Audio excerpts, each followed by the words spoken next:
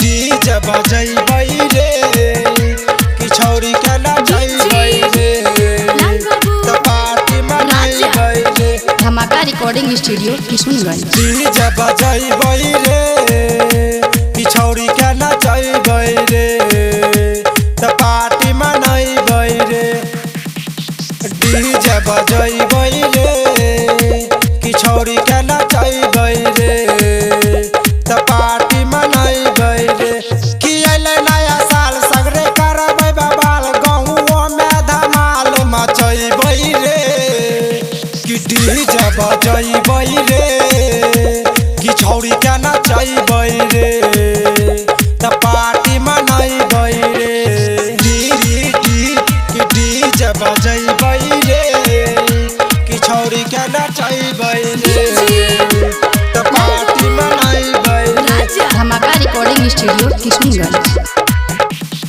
सबे फ्रेंड खाई के मुर्गा पीबै खूबे बियर रे।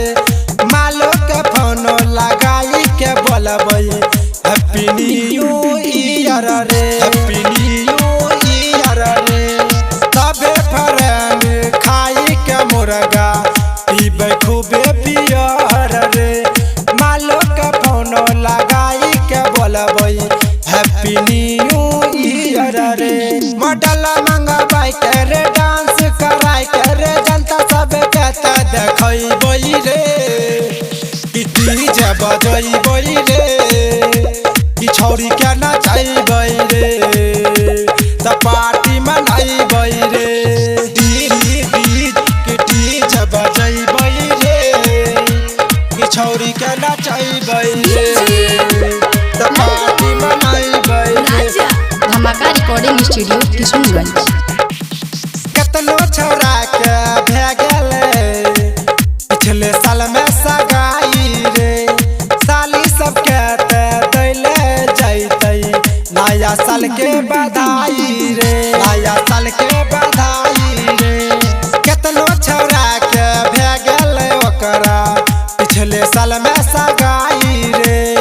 साली सबके दैले जैतै नया साल के बधाई रे।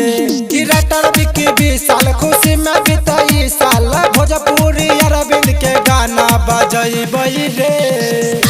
कि डीजे बजैबै रे कि छौरी के नचैबै रे त